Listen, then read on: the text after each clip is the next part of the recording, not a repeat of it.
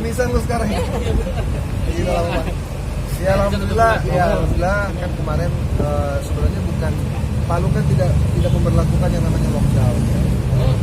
Tapi ya kita tidak memberlakukan yang namanya lockdown, tapi kita menerapkan pola-pola dalam rangka untuk memutuskan mata rantai. Salah satu diantaranya adalah menutup jalur udara, darat dan juga laut. Nah itu kemarin tuh nggak bisa pulang juga karena memang situasinya lagi jalur udara ditutup. Dan kedua, kalaupun dibuka, kayaknya nggak mungkin juga kita pulang ke Jakarta kemarin kan, karena situasinya memang lagi ngurusin COVID seperti itu. Berapa lama?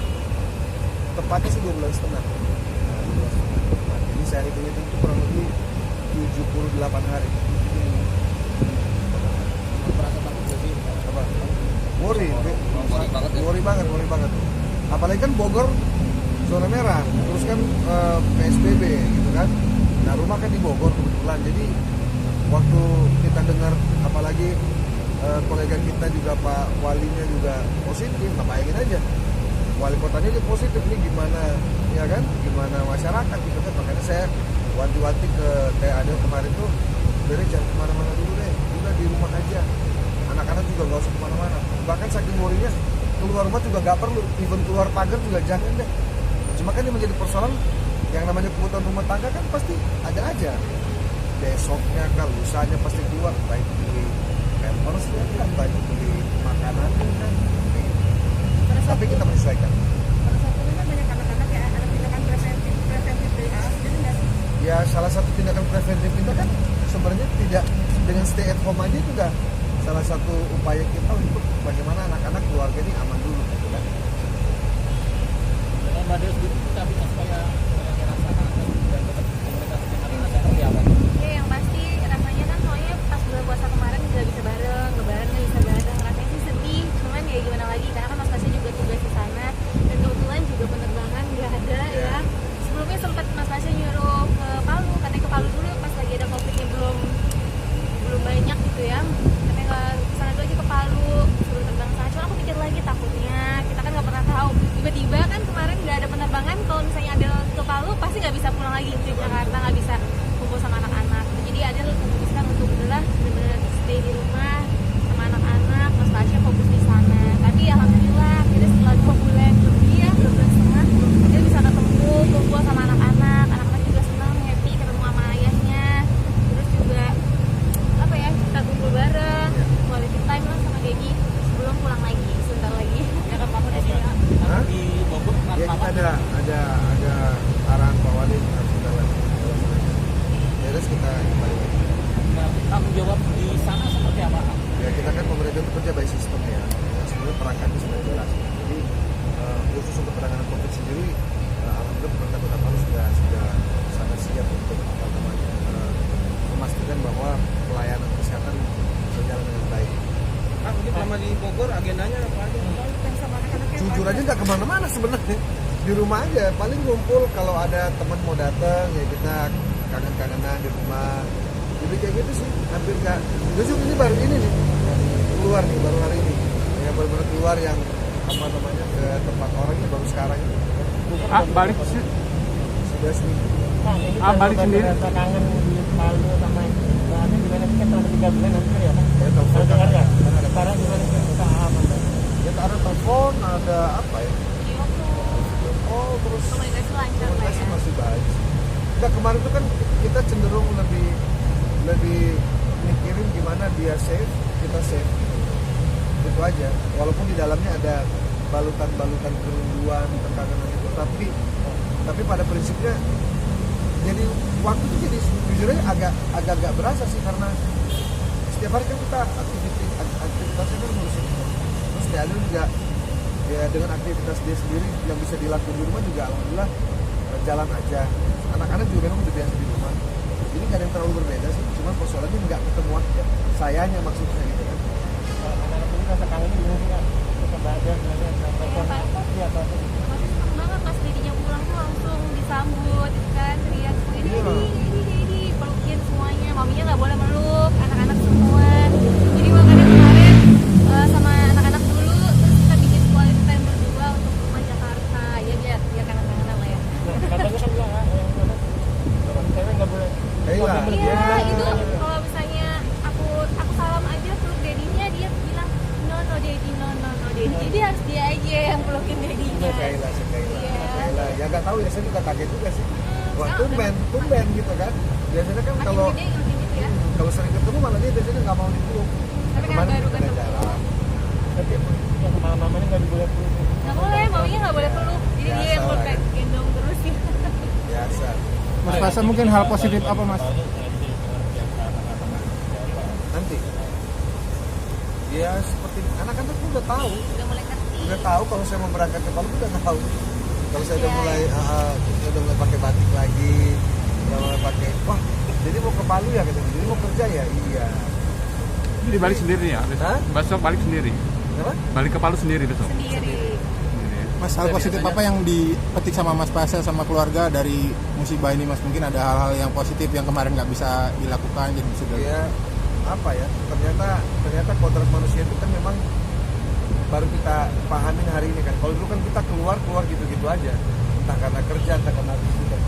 Ternyata kodrat manusia itu memang butuh keluar ya, butuh bertatap muka, butuh bersilaturahmi. Kemarin kan benar-benar even dengan orang tua aja, banyak teman-teman saya yang mau ketemu orang tua aja yang nggak mau. Pertanyaannya salah apa enggak? Ya nggak salah juga karena situasinya begini kan. Tapi kan bertentangan dengan jiwa kita gitu. Kita pengen keluar, pengen kerja, pengen beraktivitas, pengen makan di luar misalnya gitu kan, pengen anak-anak pengen sekolah. Saya jujur loh, kaget saya dengar anak saya kangen sekolah. Biasanya anak saya itu dibangunin aja pagi-pagi mau sekolah tuh udah kayak aduh ya malas-malasan lah, wajar lah anak-anak. Tapi sekarang tuh minta sekolah. Dan aku kapan sekolah? Kok nggak sekolah? Mungkin dia kaget juga kali, kok tumben banget kok liburnya panjang gitu kan. Mungkin mereka nggak terlalu paham lah persoalan COVID kan. Dan mereka kaget kok liburnya panjang banget. Mana ini kan ditambah lagi. Panjang sampai Januari. Bisa kan? Nah, jadi ya udahlah kita lagi nyari cara gimana supaya yang menjadi persoalan kalaupun nggak sekolah, tapi kalau tempat hiburan dibuka dalam artian kebun binatang misalnya kan, anak-anak tuh masih bisa terhibur gitu kan. Nah, yang repot kalau semuanya ditutup. Tidak ada aktivitas di luar ya? Tidak ada, itu yang repot itu. Itu jujur saya sendiri mungkin saya sendiri pun juga butuh psikolog kayaknya. Jangan anak saya aja butuh kayaknya. Iya, karena banyak teman saya stres. Gimana nggak keluar kan. Mbak Adel, kan banyak ibu-ibu yang mengeluh kayak yang anak-anak belajar di rumah tuh ibu-ibu jadi ngajarin harus segala macem. Sementara Mbak Adel gimana nih Mbak Adel? Jadi berasa banget sih buat Adel gitu kan, karena biasanya mereka full sekolah dari pagi sampai sore, pulang udah istirahat. Tapi sekarang anak-anak di rumah tuh sekarang belajarnya bener-bener pakai apa sih, media kayak Zoom apa gitu kan. Maminya juga agak-agak sedikit gaptek juga gitu kan.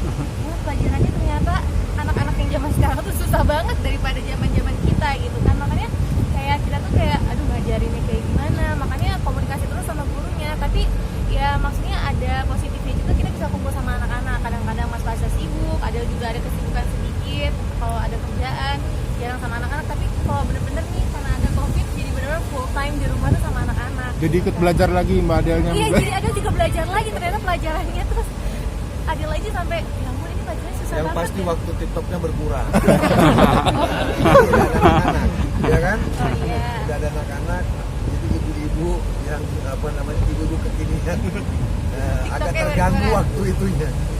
Agak terganggu waktu menghibur diri sendirinya, agak terganggu. Tapi tetap fun lah ya, tetap fun. Tapi lebih mengenal karakter anak ya Mbak Adel ya? Betul, ya anak-anak gimana kan, terus bisa maksudnya fokus lah makannya, belajarnya, apanya tuh lebih. Dulu anak-anak kan makannya 3 kali sehari. Ini gara-gara COVID anak-anak bisa 9 kali makan. Pagi jam 7, Tapi Mbak Adel jam 9 merasakan makan, ini jam ya, 11 makan lagi. Habis mau ngapain lagi? Coba apa kira-kira yang paling ya bercanda tapi itu kejadian karena ngemal ngemil, duduk ngemal ngemil kan. Hah? Nah, ya nggak mungkin lah. Terus begini Iya. nggak bisa lah ngemil saya. Hasilnya. Tapi Anak-anak sendiri tuh malahan udah dengan tugas yang banyak karena kan sekolah online tapi tugasnya lebih banyak ya. Iya makanya kan kemarin aku share sama gurunya gitu kan, ternyata pelajarannya tuh online, terus ada kayak Google apa yang harus diisi. Nah kadang-kadang kan mungkin maminya awalnya gaptek, tapi karena harus dikerjain ya mami jadi belajar juga gitu kan. Padahal aduh, gimana bingung gitu kan pelajarannya, lagi semuanya udah OMI semua ya Dep ya. Jadi ya ampun, pelajaran anak-anak zaman sekarang tuh memang luar biasa ternyata gitu kan. Ya berarti kita aja yang ngurus di rumah gitu kan, belajar